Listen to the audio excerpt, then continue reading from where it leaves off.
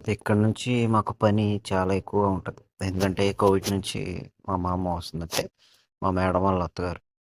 మొత్తం అన్నీ నీట్‌గా ఉంచాలనమాట. ఇంక ఇవన్నీ వచ్చేసి ఏసీ నుంచి వచ్చే వాటర్ ఇలా స్టోర్ చేస్తాం. లేకపోతే మొత్తం బంద్ అయిపోతాయని. ఇవైతే యాక్చువల్‌గా బయట ఉంపుతాను. ఎందుకు ఎప్పుడు ఉంపేస్తున్నానంటే ఇవన్నీ తడిగుడ్డ పెట్టాలి. ఇంకా మా మేడం వాళ్ళ అత్తగారు వస్తుందని చెప్పి అన్నీ చెక్ చేసుకోవాలనమాట.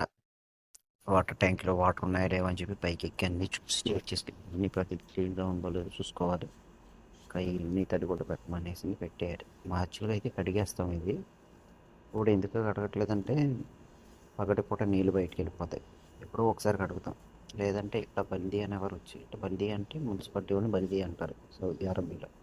ఆళ్ళొచ్చి ఫైనేసి వెళ్ళిపోతారు. ఇంక వాళ్ళు చేస్తారని చెప్పి కొన్ని ఐటమ్స్ చెప్పింది మేడం. ఇంకా బయటికెళ్ళి ఐటమ్స్ తెచ్చాను. ఈలోపు మా వాళ్ళు రానే వచ్చారు బయట నుంచి. అయితే అన్నీ తీసుకొచ్చారు రేషన్ ఐటమ్స్ అయన్నీ. బరువు ఎక్కువ ఉంటుందని ఇంకా అర్బానా తీస్తున్నాను అనమాట. అర్బానా అంటే ఏంటంటే మనం ట్రాలీ అంటాం కదా!